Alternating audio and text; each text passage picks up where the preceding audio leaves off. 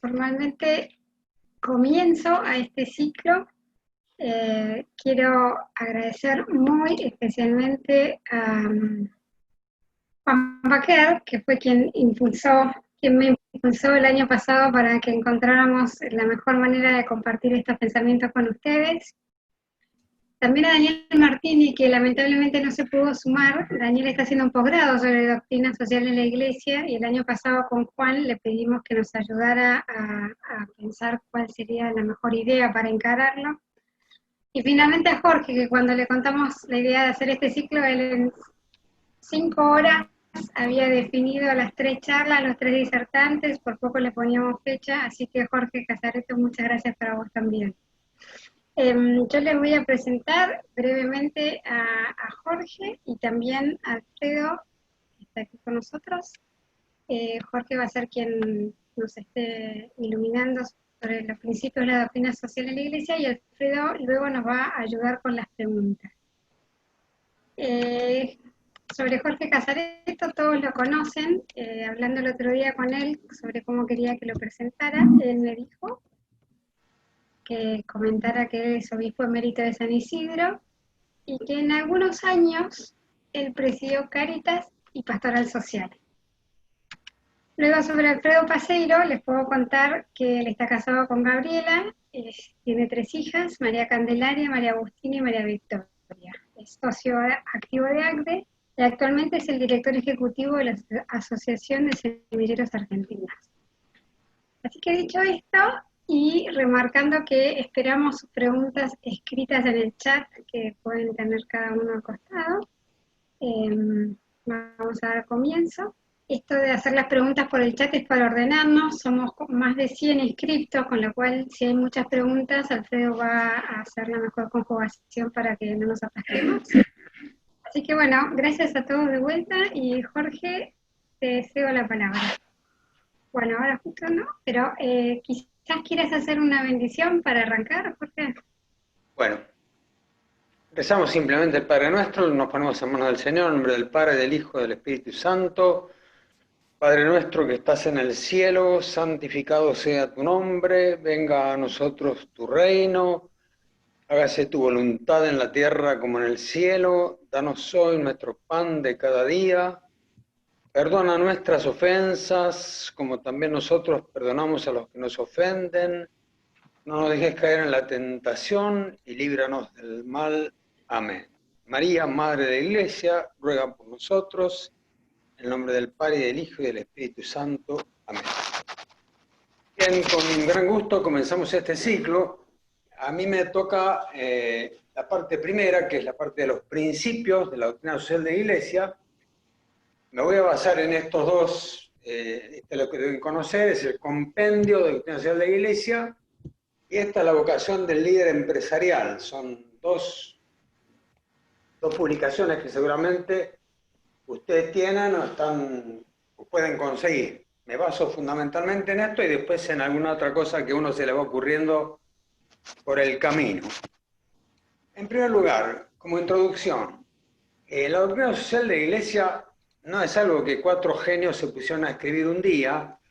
Este compendio lo tuvieron que escribir alguien, por supuesto, pero fundamentalmente la doctrina social de la Iglesia es el producto del intercambio del Evangelio y la tradición cristiana con las distintas culturas.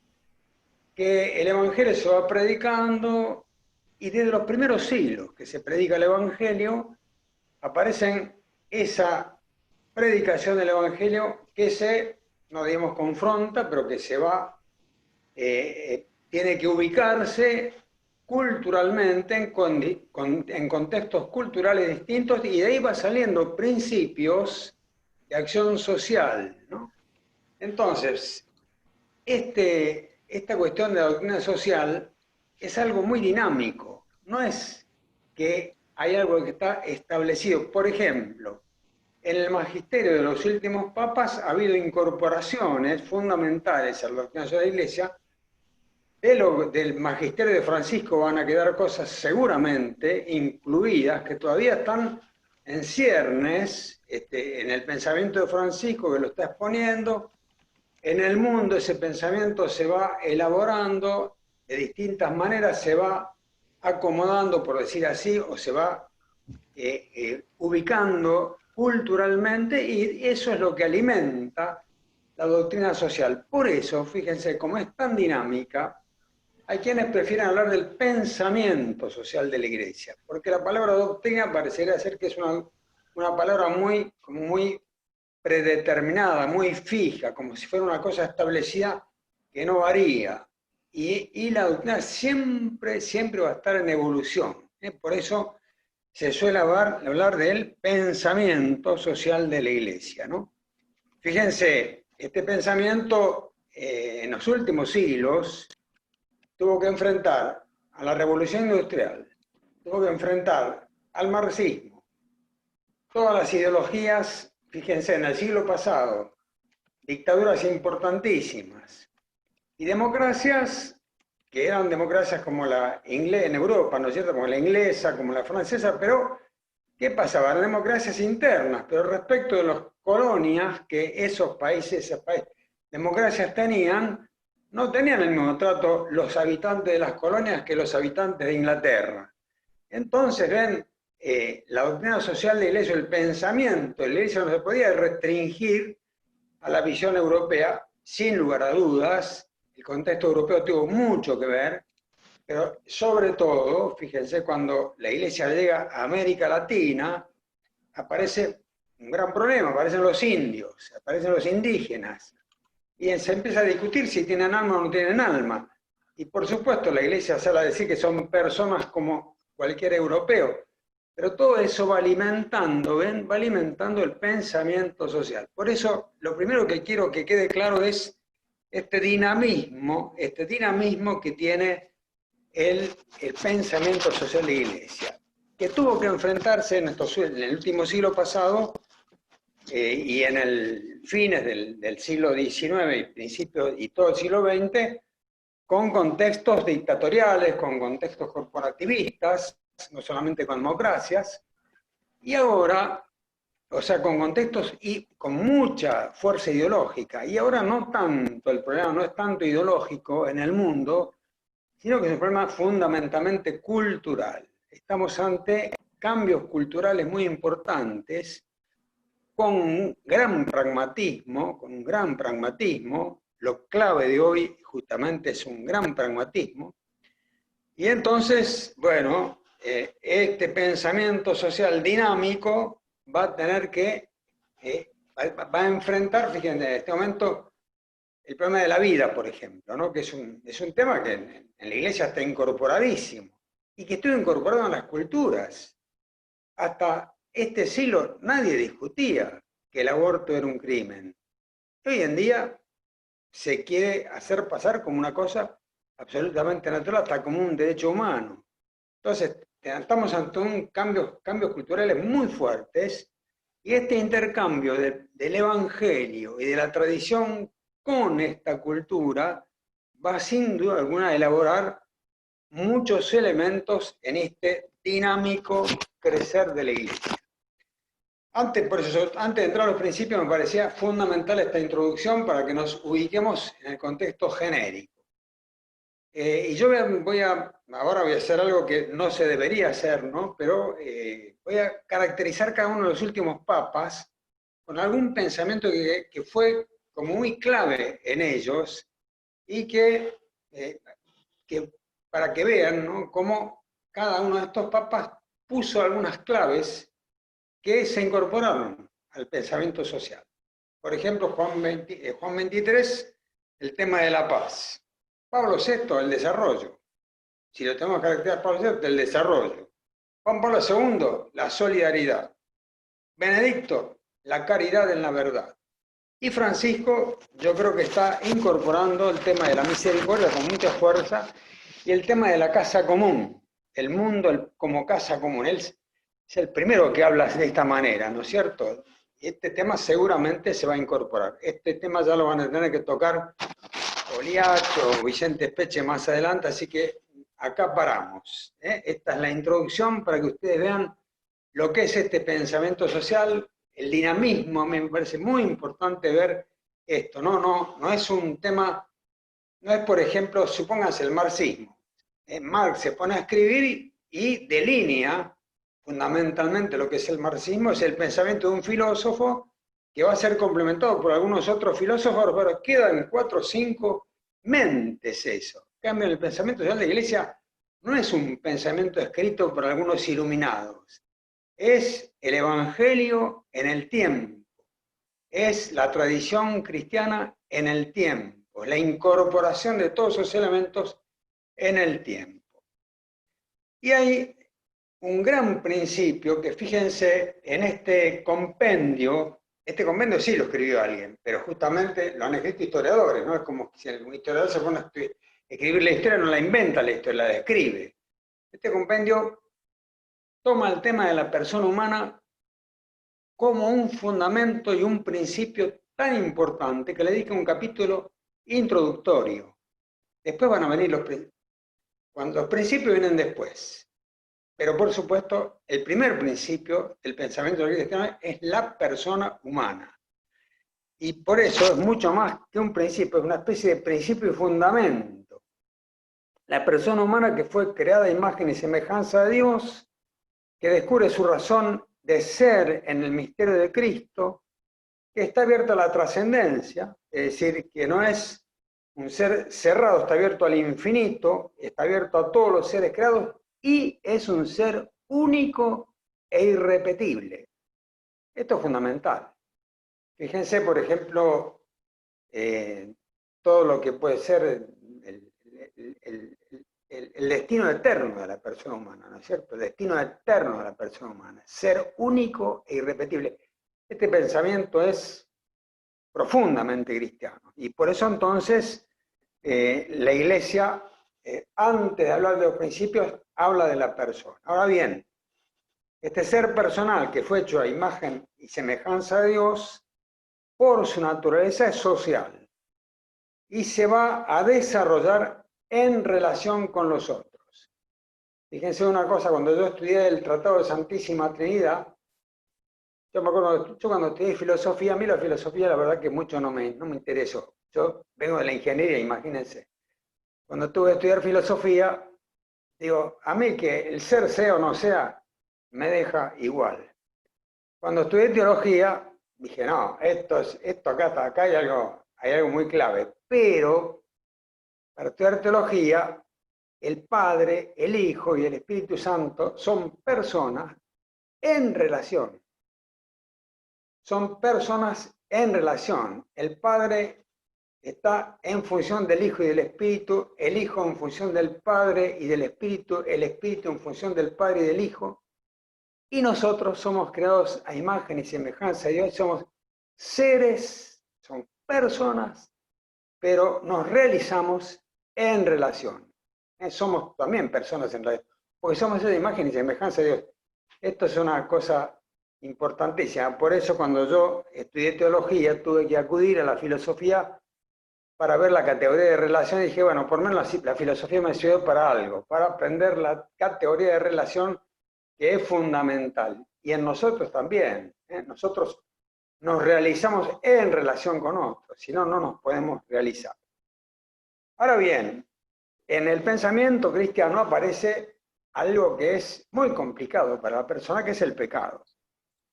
El pecado es aquello que nos deshumaniza. El Evangelio nos humaniza y la relación con los otros nos humaniza. El pecado nos deshumaniza.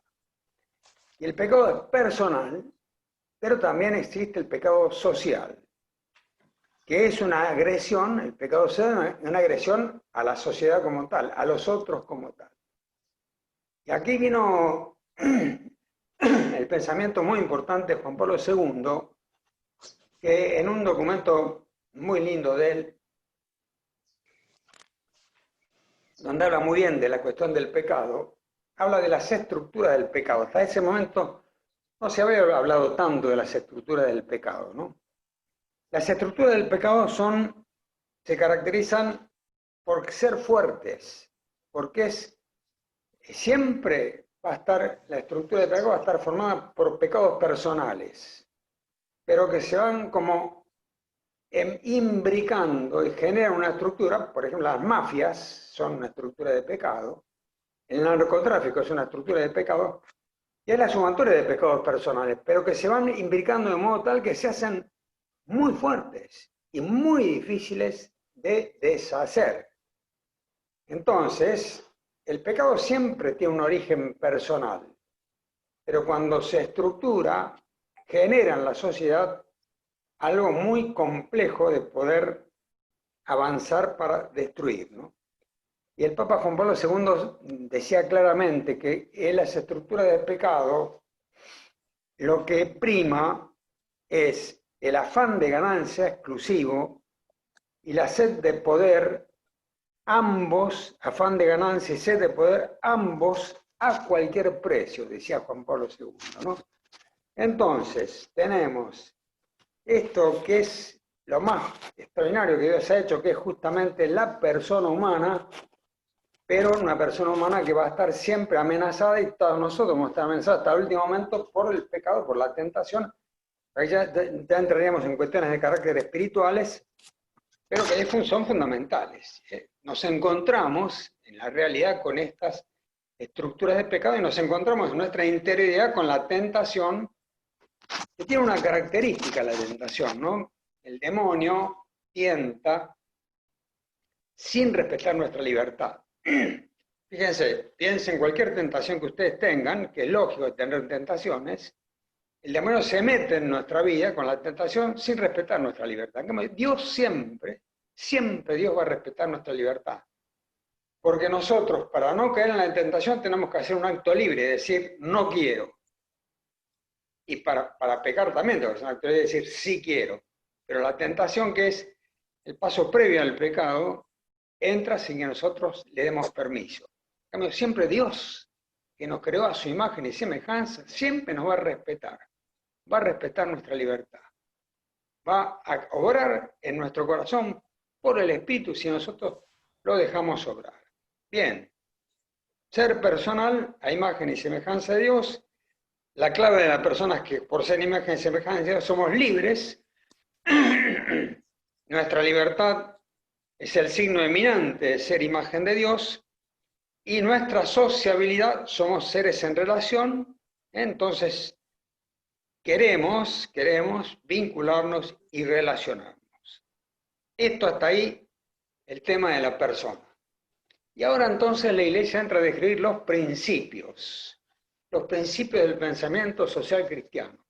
Toda esta primera parte habla de principios que son fundamentales y de verdades, de valores, de que los vamos a describir rápidamente los valores. Me voy a detener mucho más en los principios, pero esta es la primera parte, abarca principios y valores, y vamos a ver por qué abarca principios y valores.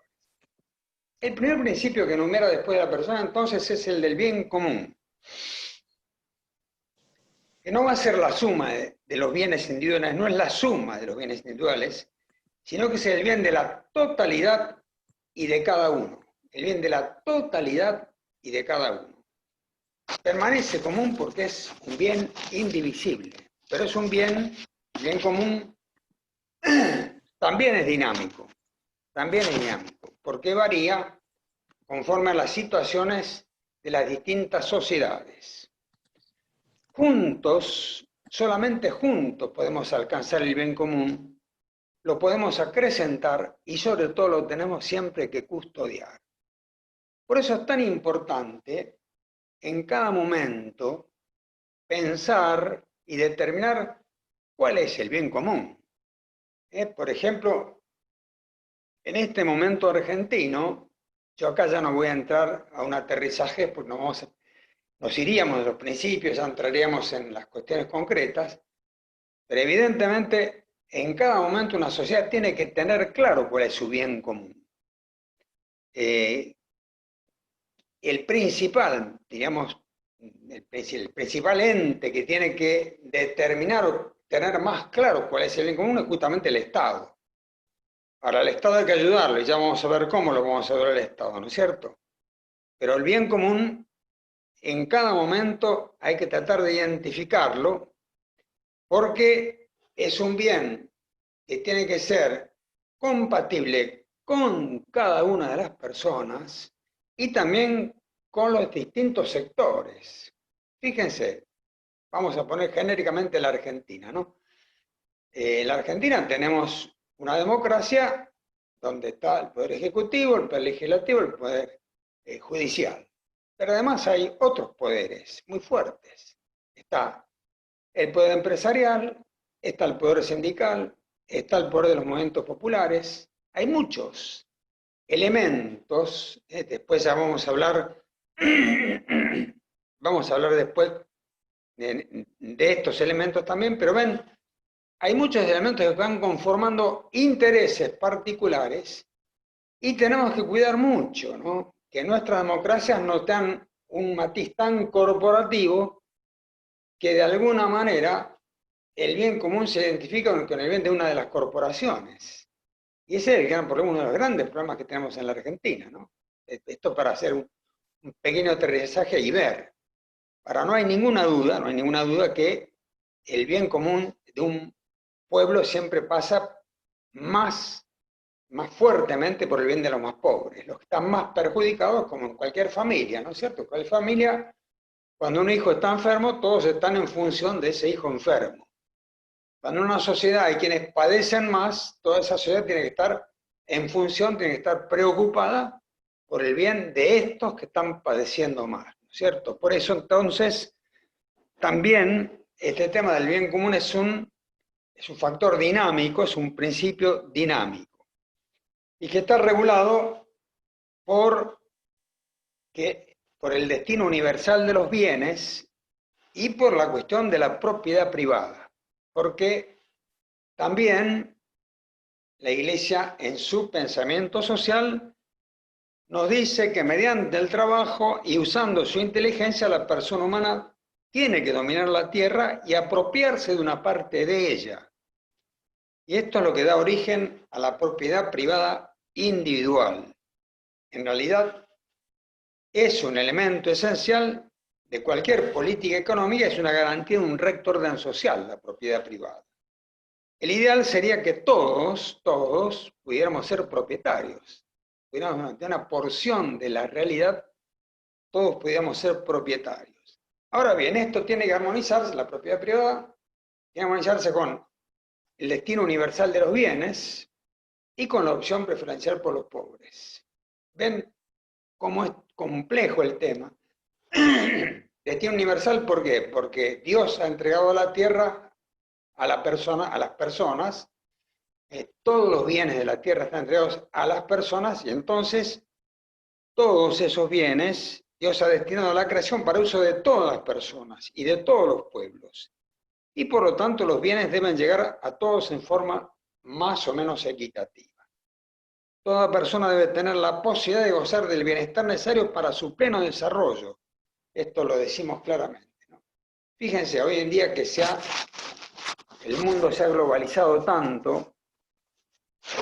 Yo me acuerdo que una vez que escuché una conferencia, hace unos años de esto, ahora ya no sé porque ya no sigo tan de cerca el tema económico, pero me acuerdo que ese conferencista dijo, todo un continente como África está destinado a vivir de la limosna de la producción de los otros continentes. A mí me quedó tan impresionado esto. Hoy no sé si será así, no lo sé, y esto se lo dejo a Liach, que va a entender de economía, entiende de economía y lo desarrollará más adelante. Pero ven, fíjense cómo el bien común implica armonizar la propiedad privada con el destino universal de los bienes y con la opción preferencial por los pobres. Entonces es un principio interesante. Y acá estamos, fíjense que estamos en un momento clave porque el Papa en estos miércoles ha elegido como tema, ustedes saben que los papas todos los miércoles tienen su audiencia general, ahora la está haciendo por estos medios, el Papa igual que nosotros, pero ha elegido este tema, los principios de la doctrina social de la Iglesia. Y parecería ser, yo leí el miércoles pasado, este miércoles, él tomó justamente el tema de la opción preferencial por los pobres, y él lo toma como un principio. En realidad, en este compendio que hablamos antes, la opción preferencial por los pobres forma parte de este principio del bien común. El Papa parece separarlo y decir, no, esto es como un principio fundamental. Además, él habla claramente de la salida de la pandemia y dice, bueno, vamos a tener que preocuparnos por los resultados, la resultante de esta pandemia, va a crecer la pobreza en todo el mundo, y entonces esta opción preferencial por los pobres que está en el pensamiento social de la Iglesia va a ser como un principio muy importante. Bueno, ven, como yo les decía antes, la doctrina social de la Iglesia es dinámica y seguramente es muy posible que así como del Papa va a quedar incorporado el tema de la casa común, puede quedar como un principio también este de la opción preferencial por los pobres. Pasemos a otro principio muy importante, muy importante. Los principios son todos importantes, por eso son principios, ¿no? Que es el de la subsidiariedad. En realidad, los principios son estos cuatro, ¿no? Esto viene de la solidaridad, pero estos son los principios. Subsidiariedad. Este lo conocen muy bien, todos ustedes conocen esto. Yo en realidad creo que estoy hablando con un público que ya está ilustrado en esta materia, pero es un repaso importante en un momento como este. Ni la dignidad de la persona ni el bien común se pueden promover si no tienen en cuenta, fíjense el término que usa el compendio, las expresiones agregativas de la sociedad, que vienen a ser las instituciones o grupos intermedios entre la persona y el Estado. Esto, miren, yo lo descubrí, este principio, yo antes de entrar al seminario, la verdad que en la Acción Católica estudiamos doctrina social de la Iglesia, la Quadragesimo Anno, la Rerum Novarum, hasta ahí llegamos cuando yo entré al seminario. Pero no estaba tan claramente enunciado este principio. Cuando yo lo descubrí me pareció importantísimo. Y yo me acuerdo de haber escuchado a un político, fui por ahí vi que hay un busaca, no sé qué será de Salvador Busaca, el busaca que está ahí escuchando, pero yo a Salvador Busaca lo conocí mucho, era un dirigente de la democracia cristiana de mi barrio de Caballito, y creo que fue a él a quien le oí hablar de este tema de la subsidiariedad. No sé si fue él, pero fue un político. Y él dijo, muy importante, que entre el Estado y la persona haya muchos colchones. Me acuerdo que puso ese ejemplo, hay muchos colchones, para amortiguar el peso que el Estado puede tener frente a la persona. Porque cuando los Estados son muy fuertes y las personas son muy débiles y no tienen instituciones intermedias, fácilmente se cae en autoritarismos y se cae, por supuesto, en más que autoritarismo, ¿no es cierto? Se puede caer en un manejo total de las personas por parte de la autoridad. Bueno, este principio de subsidiariedad por eso es muy importante, porque estas instituciones o estas expresiones agregativas forman el tejido social y constituyen la base de la sociedad. Todas las sociedades de orden superior deben ponerse en una actitud de ayuda, de promoción y desarrollo respecto de los menores. Y por eso entonces, con este principio contrastan todas las formas de centralización, de burocratización, de asistencialismo excesivo y de presencia también excesiva del Estado, ¿no? Todos los monopolios también son los monopolios de carácter económico, todo lo que sea monopólico, todo lo que tienda a que el ser humano, la persona, sea un mero instrumento y no sea un principio del cual hay que verdaderamente tener en cuenta fundamentalmente, todo lo que sea ejercer un dominio excesivo sobre la persona humana es malo. Y por este principio de subsidiariedad es un principio muy, pero muy importante en el pensamiento social de la Iglesia. Y el último principio es el principio de solidaridad. Este principio lo desarrolló mucho Juan Pablo II, ¿no es cierto? Esta solidaridad se ha hoy en día puesto mucho más de manifiesto con la globalización. Cuando éramos jóvenes, o cuando era joven, no, ni se me ocurría pensar que pasaban dentro de China. Uno sabía que había, yo llegué, me acuerdo de joven, a conocer a Chiang Kai-shek, que era el dirigente chino que se oponía, estaba con los aliados, que luchaba contra los japoneses. Después apareció Mao Zedong, y uno sabía que había un marxismo que avanzaba, un marxismo que avanzaba fuertemente, pero China era China, no sabíamos cómo vivían los chinos. Hoy en día el mundo es una unidad, es verdaderamente una casa común. Y entonces se ha desarrollado mucho más importante este principio de solidaridad que expresa la interdependencia que existe entre las personas y los pueblos. Ha crecido, nos ha permitido esta globalización ver cómo crecieron o cómo se dan las desigualdades entre las personas y los países, entre países desarrollados y subdesarrollados. Por eso este tema lo tomó con mucha fuerza Juan Pablo II. Fíjense, Juan Pablo II, cuando llega al papado, viene de dictaduras muy fuertes.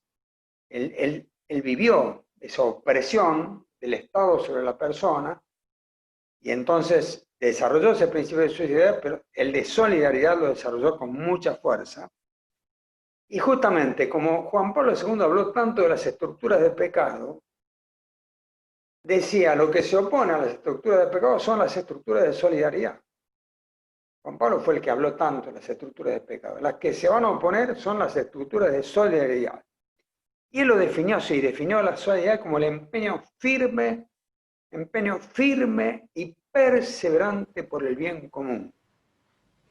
Ven, esto si nos lo pusiéramos nosotros en la cabeza, empeño firme y perseverante por el bien común, y pusiéramos y pensáramos en nosotros, en la Argentina, ¿no es cierto? ¿Qué significa solidaridad hoy en día, no?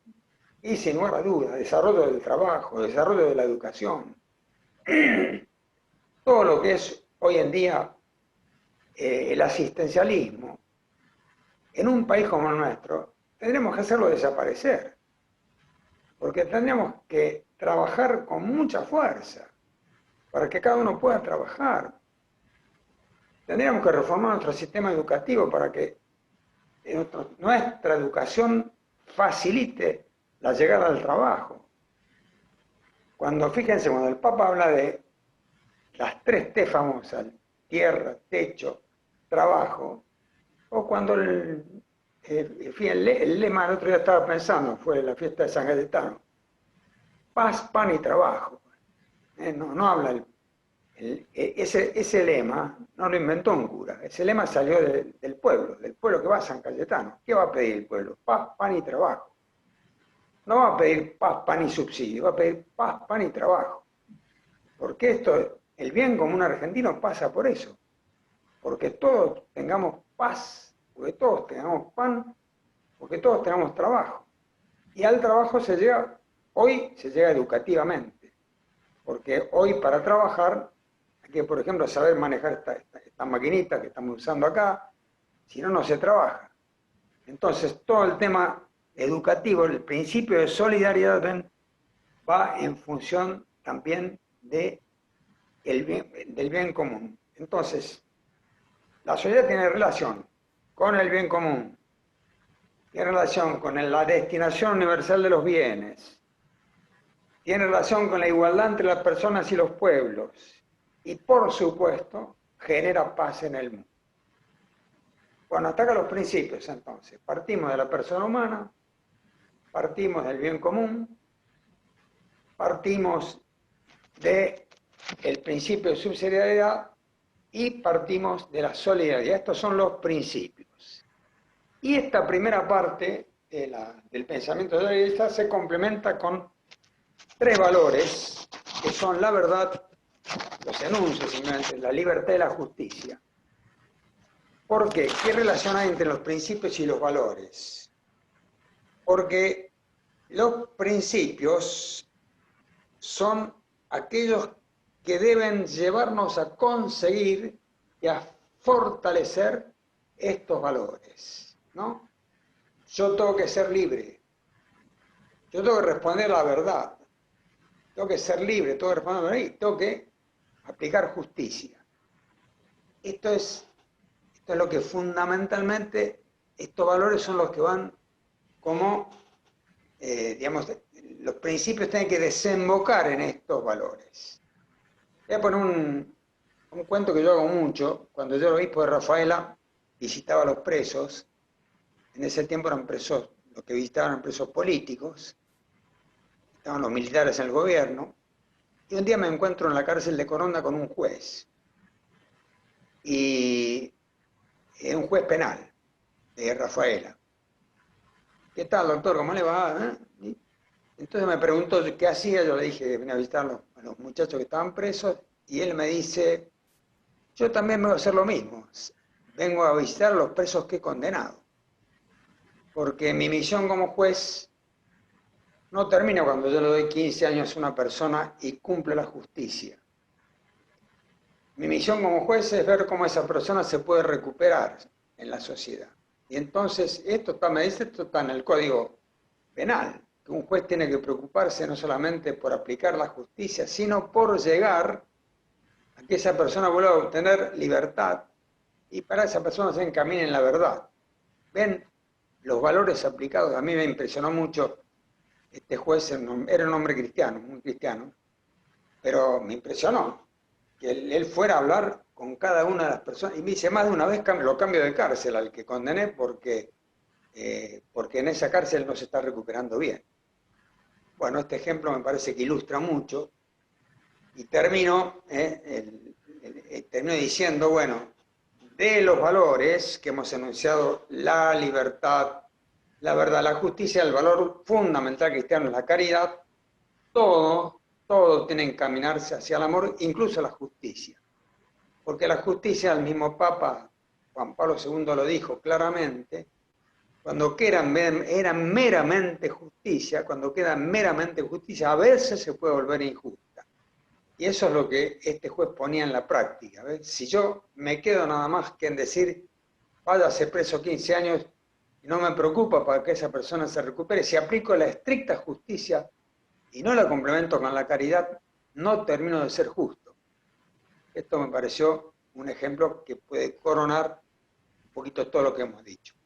Bueno, llevo 40 minutos de charla, nos quedan 20 minutos de preguntas, así que ahora le cedemos la palabra a Paseiro para ver qué es lo que, si hay preguntas o lo que comentarios o lo que les parezca. Paseiro, Alfredo, Sí, adelante. bueno, monseñor, muchas gracias.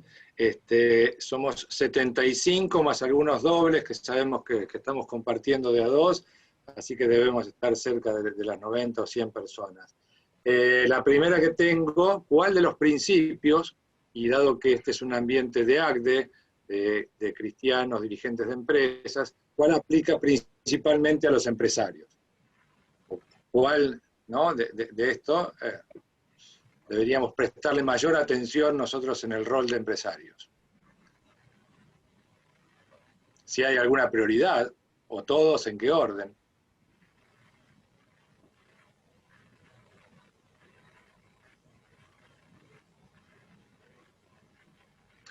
No sé si se escuchó, perdón. Yo lo escuché por lo menos.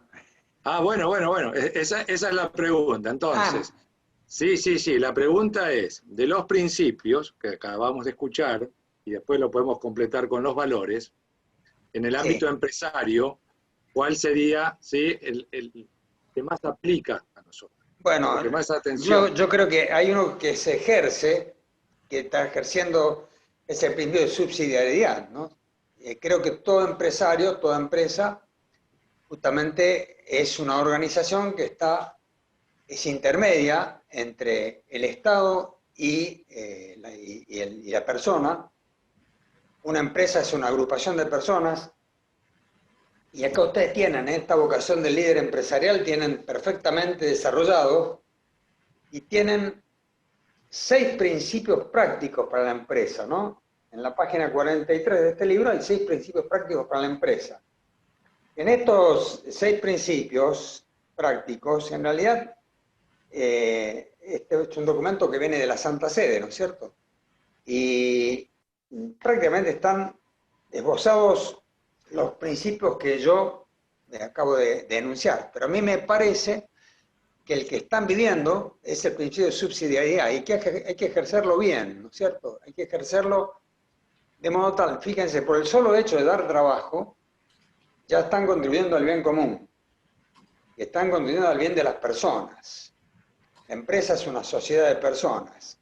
Este documento va a hablar muy claramente que la empresa tiene 2 fines. Uno es el fin productivo como tal, que me parece que es clarísimo, ya es una contribución a la sociedad, producir algo que sea útil a la sociedad, pero el segundo fin es justamente el conjunto de personas que integran esa empresa y que la empresa debe velar por el bien de esas personas que la integran y a su vez, como ente, como organización, como institución, forma también parte de este colchón entre el Estado y la persona humana, ¿no es cierto? Entonces, creo que el principio que se aplica directamente es el principio de subsidiariedad, ¿no?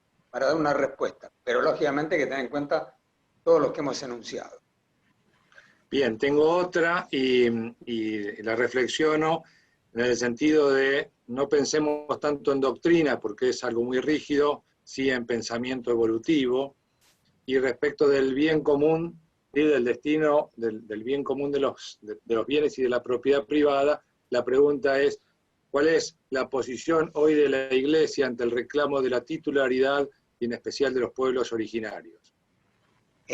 Bueno, este es un tema muy interesante. Fíjense que en el documento, en este documento, también la Iglesia reconoce la posibilidad de propiedad comunitaria. ¿Por qué? Porque esto es algo que estaba muy desarrollado en los pueblos originarios, el tema de la propiedad comunitaria, y la Iglesia quiere respetar esto, porque hay culturas donde la propiedad privada no está tan desarrollada como la propiedad comunitaria, y la Iglesia lo valora eso.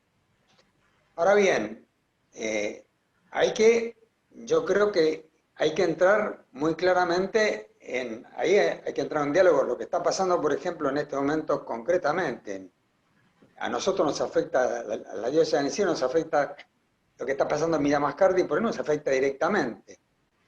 Pero justamente el otro día, hablando con algunos sacerdotes de por allá de Bariloche, lo que está pasando en Miramascardi no es algo que sea una propiedad comunitaria porque nunca existió esa propiedad comunitaria. En cambio, hay otros contextos, fíjense en Mendoza, por ejemplo. El Estado le ha cedido a los pueblos originarios huarpes, creo que cerca de 30.000 hectáreas, reconociendo el valor que tienen esos pueblos originarios y la posesión que esos pueblos originarios tenían en ese contexto. Y en la Patagonia hay contextos auténticamente originarios, que son pueblos originarios.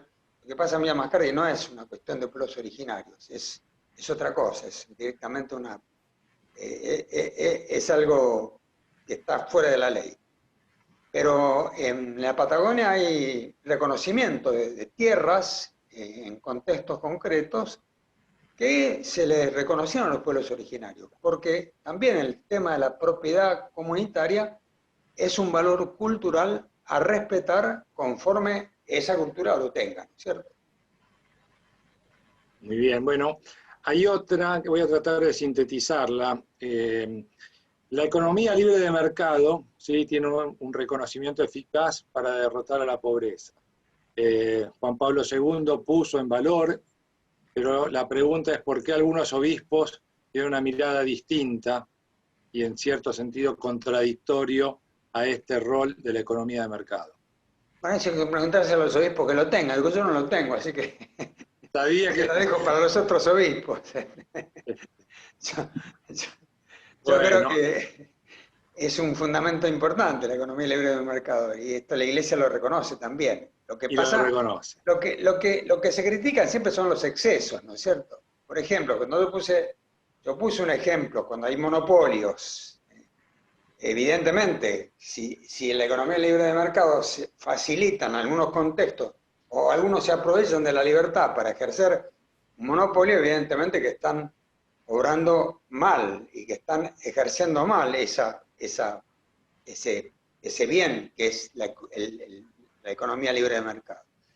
Pero como tal, no parece que haya otra manera de organizar en libertad la economía que es sin el ejercicio y el desarrollo. Ahora bien, en contextos como el argentino, que ahora vamos a tener seguramente un 50% de pobreza, ahí tenemos que ser muy creativos para hacer una compatibilización y para ver cómo hacemos para que ese 50%, ustedes se dan cuenta que es la mitad de los argentinos en pobreza.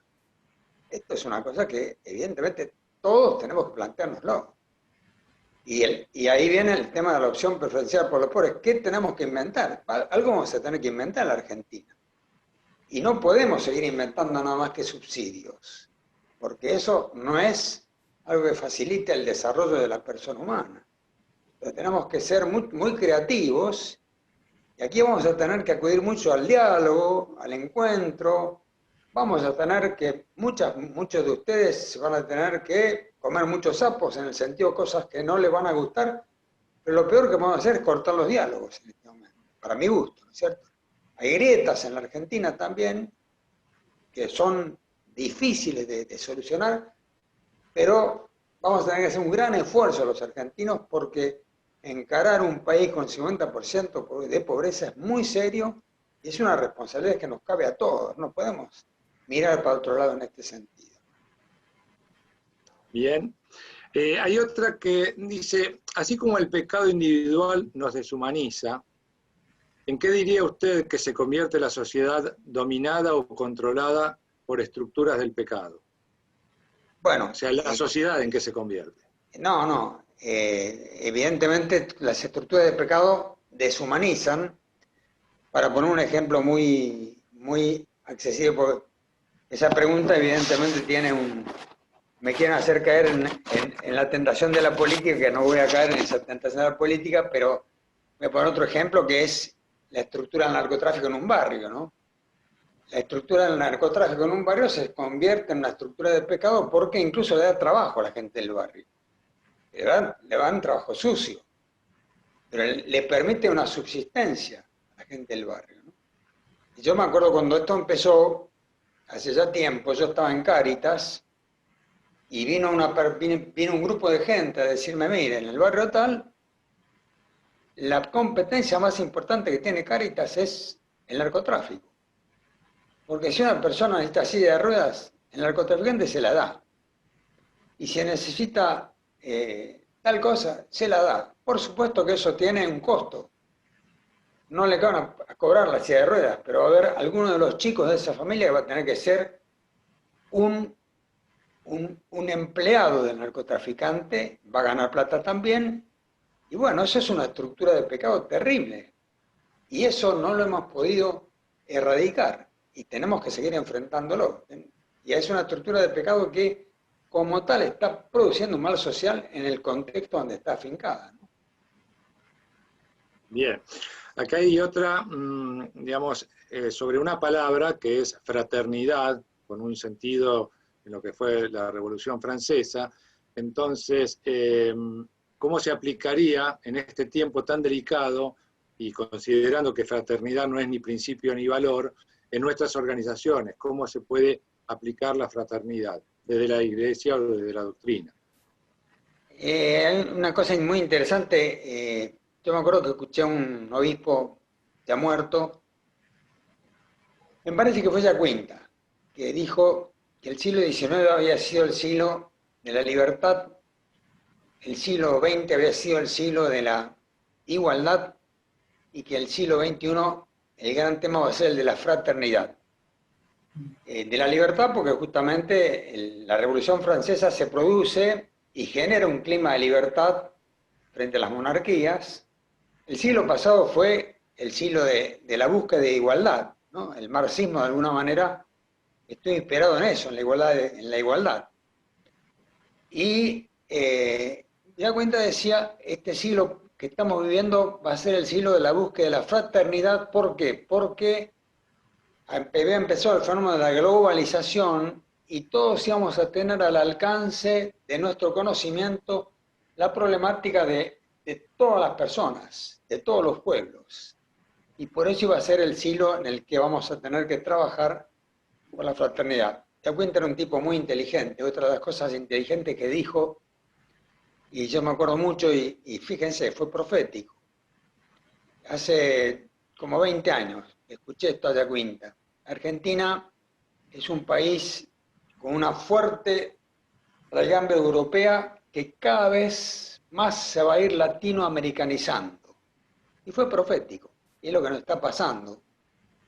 Argentina es mucho más hoy un país latinoamericano que un país europeo. Bueno, pero volvamos al tema de la fraternidad. A mí, yo creo que el logro de estos principios o la aplicación de estos principios depende de nosotros y es muy difícil encontrar una fórmula que diga, aplicando esto vamos a ser más fraternos, ¿no es cierto? Lo que me parece que es fundamental es que para poder ser fraternos tenemos que tener un conocimiento de las carencias y necesidades del prójimo.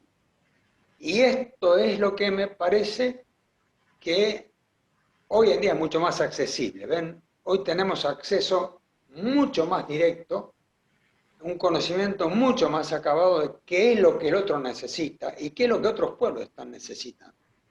Y entonces, por lo menos el principio del conocimiento para acceder a una mayor fraternidad está mucho más facilitado hoy por el tema de la globalización. Bien, esta no es chicana, pero usted lo dijo en la introducción, que todo está de acuerdo al contexto social. Entonces, esta aplica al contexto social y dice, ¿cómo manejarnos con los principios y valores frente al poder hegemónico que solo acepta su aceptación y sometimiento? Bueno, hay una... Bueno, miren, todos los poderes cuando tienden a ser hegemónicos son malos. Los poderes cuando tienden a ser hegemónicos son malos. Y ahí entonces es donde tenemos que fortalecer las instituciones intermedias, ¿no es cierto? Y ahí, bueno, yo creo que las instituciones, yo describí claramente que las instituciones intermedias no, y en la democracia actual no solamente la constituyen los políticos, los organismos políticos, sino todos aquellos que están como colchón entre el Estado y la persona humana. Entonces ahí entran las organizaciones empresariales, las organizaciones sindicales, las organizaciones de base, es decir, también intervienen, por supuesto, las religiones, y que no tenemos que hablar de un poder religioso. La religión es lo que pone al hombre, a la persona humana, en situación de comunicación con la trascendencia. Pero sin lugar a dudas tiene un papel, y de hecho, la doctrina social de la Iglesia pretende influir en la sociedad. El pensamiento cristiano pretende tener una influencia no solamente en los cristianos, sino en todos los hombres y personas, hombres y mujeres de buena voluntad, ¿no? Entonces, esto, para que ese poder hegemónico no se pueda ejercer de modo tal que nosotros pasemos a tener una directa dependencia del Estado, el valor de las instituciones intermedias es fundamental. Muy bien. Volviendo al destino universal de los bienes y la propiedad privada, ¿cómo se resuelve y cómo se atiende el drama de los refugiados en todo el mundo? Este es un gran tema. Yo no tengo soluciones para todos los problemas. Lo que sí tenemos, creo que incluso en estas charlas que el Papa Francisco está dando, uno de los temas fundamentales que dice que vamos a tener que atender con mucha más fuerza a todos estos pueblos que están emigrando, ¿no? Es decir, la Argentina en este sentido siempre ha sido un país y una sociedad abierta, ya lo decimos en nuestra Constitución Nacional, ¿no es cierto? Y en el preámbulo lo decimos, abiertos a todos los pueblos de buena voluntad. Y Argentina siempre ha tenido esta actitud muy receptiva respecto de todos los inmigrantes. Creo que es un valor que tenemos que tratar de no perder, ¿no? Por lo menos como argentinos tenemos que no perder ese valor de la receptividad de los inmigrantes, los migrantes, y después tendremos que ver a través de otro tipo de instituciones internacionales cómo colaboramos a todo este drama de los refugiados que aparece con tanta fuerza. Bueno, creo que nos quedan 2 o 3 minutos. Esta pregunta es mía. Recién nos dijo que Francisco puso en categoría de principio la opción preferencial de los pobres. Todos aquellos que nos formamos en la doctrina social, siempre tuvimos la claridad de la pobreza material y espiritual, y en realidad, o la riqueza, ¿no? La riqueza no era solo la de los bienes, sino ser rico en valores, y el pobre no era solo aquel pobre, ¿sí?, de bienes, sino pobre de valores. Creo que en el contexto de Argentina, con 50% de pobres, esta opción preferencial por los pobres que hace Francisco ya es bien material, además de... Pero esta es mi reflexión, pero la pregunta, ¿cómo interpretar esto que hoy Francisco nos está poniendo ya en categoría de principio? Fíjese, en el contexto evangélico la pobreza no está reducida a la pobreza material, es un tema de carácter interior, ¿no es cierto? Uno puede tener mucha riqueza y ser muy pobre interiormente. Es más, el excesivo, como diría Juan Pablo II, ¿no es cierto?, el afán de poder o de riqueza exclusivo empobrece en el corazón del hombre. Y evangélicamente, entonces, uno puede tener muchos bienes y ser muy pobre, pobre en el sentido de muy carente, ¿no? O sea, nunca, no, el Evangelio nunca, el tema de pobre y rico hay que juzgarlo nada más que por lo exterior, sino que el tema religioso siempre se resuelve en el corazón de la persona humana. El tema religioso se resuelve acá adentro, ¿no? Uno puede tener muchos bienes, y de hecho tenemos el ejemplo de Shaw, ¿no es cierto?, que ha sido un empresario que dispuso de muchos bienes, pero está en la causa de beatificación. Es decir, el tema es que cómo se juega acá adentro la posesión de los bienes, ¿no? Porque si yo tengo muchos bienes y lo que hago es guardarlos todos, hay un ejemplo evangélico muy claro, ¿no es cierto? Acumulo granero y me voy a dormir tranquilo y al día siguiente Dios me pide la muerte, ¿no? Es decir, tengo muchos bienes, pero no tengo ese sentido de solidaridad, ese sentido de fraternidad, evidentemente estoy lejos del Evangelio. Mientras que tengo muchos bienes y los tengo en un sentido de bien común, estoy en la línea del Evangelio, ¿no? Es decir, ahora, cuando el Papa Francisco está hablando de la opción preferencial por los pobres, se está refiriendo a toda la pobreza, pero evidentemente está haciendo hincapié también, y eso, y en la pobreza material. ¿Por qué? Porque la pobreza material no ayuda. La carencia esencial no ayuda a una persona a desarrollarse. Entonces, tenemos que tratar de que, por ejemplo, no es bueno vivir en una vida de emergencia. No es bueno, eso no hace bien a una persona, no le facilita el desarrollo de esa persona. Entonces, tenemos que trabajar justamente para que todos puedan desarrollarse. Acá viene todo el tema de Pablo VI, ¿no es cierto?, que fue todo el tema del desarrollo humano, ¿no?, que es pasar de condiciones más carentes a mejores condiciones de vida. El desarrollo era eso, pasar de menos a más, en todos los sentidos, en el sentido espiritual, en el sentido material, para que yo me pueda desarrollar como persona. El tema, la respuesta acá a tu pregunta sería, ¿cómo hacemos para que todos entremos en una dinámica de desarrollo? Ese es, y cuando hablamos de opción preferencial por los pobres, concretamente en la Argentina, yo diría, ¿cómo hacemos para poner a todas las personas en esta dinámica de desarrollo? Este sería el gran trabajo argentino. Bueno, bien. Estamos en tiempo, la cucaracha me dice si podemos ir cerrando, no sé si hay lugar para alguna pregunta más, si no, agradecemos, yo quiero ser puntual con la organización. Anita, decime si cerramos acá, si agradecemos. Bueno, el otro día, miren, cuando hace poquito yo en enero me tuve que operar, y antes de la operación le dije a los cirujanos, miren, pongan las manos acá, se las voy a bendecir, porque yo no me fío mucho, me fío más de mi bendición de que de la mano de ustedes.